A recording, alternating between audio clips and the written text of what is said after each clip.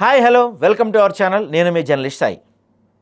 నాయకుడిగా పేరు తెచ్చుకున్న గులాబీ పార్టీ అధినేత కేసీఆర్ పార్టీ పరంగా కుటుంబ పరంగా ఎలాంటి కష్టాలు ఉన్నారో చూస్తూనే ఉన్నాం. కాంగ్రెస్ అధికారంలో వచ్చినప్పటి నుంచి ఆయన ఫామ్ హౌస్కే పరిమితం అయ్యారు. అసెంబ్లీ ఎన్నికల్లో ఓడిపోవటమే కాకుండా పార్లమెంట్ ఎన్నికల్లో కూడా ఒక్క సీటు గెలుచుకోలేదు. 10 మంది కాంగ్రెస్లోకి జంప్ అయ్యారు. కూతురు కవిత ఎలాంటి రచ్చ చేస్తుందో తెలుసు. చివరికి ఆమె గులాబీ పార్టీ నుంచి బయటకు కూడా వచ్చేసింది. ఎమ్మెల్సీ పదవికి కూడా రాజీనామా చేసింది. ఈ నేపథ్యంలో రాజకీయ నాయకులకు పార్టీలకు సంబంధించిన విషయాలను తెలియజేసే ఏడీఆర్ అంటే అసోసియేషన్ ఫర్ డెమోక్రటిక్ రిఫార్మ్స్ అనేది ఒక నివేదిక ఇచ్చింది. ఇంతగా ఆ నివేదిక సంగతి ఏందా అంటే దేశంలోని ప్రాంతీయ పార్టీల్లో అత్యంత రిచెస్ట్ పార్టీ ఏంటంటే బీఆర్ఎస్ అంట.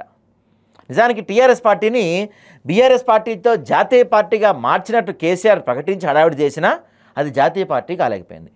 నేను దేశ రాజకీయాల్లోకి పోతాను, గాయగత్తర లేపుతా, ప్రధాని అవుతా, దేశాన్ని పరుగులు పెట్టిస్తా అని కేసీఆర్ ఎంత చించుకున్నా ఆయన లక్ష్యం నెరవేరలేదు.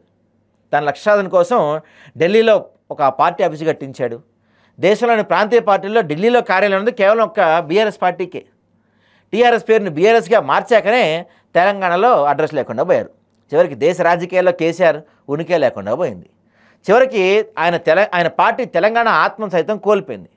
తెలంగాణ పేరు కోల్పోయిన ప్రాంతీయ పార్టీగా మిగిలిపోయింది. అయితేనేం దేశ ప్రాంతీయ పార్టీల్లో అత్యంత రిచెస్ట్ పార్టీగా ఉందంటండి.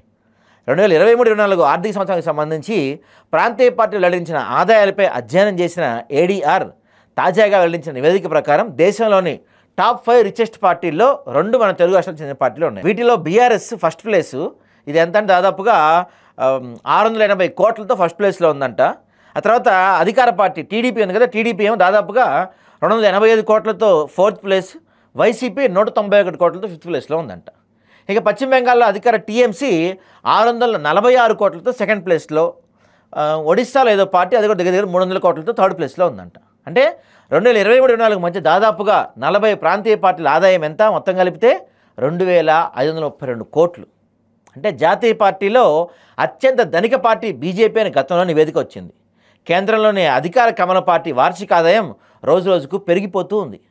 2024 మార్చి 31 నాటికి బీజేపీ వద్ద 7,113 కోట్ల నిధులున్నాయని చెప్పి గణాంకాలు స్పష్టం చేస్తున్నాయంట.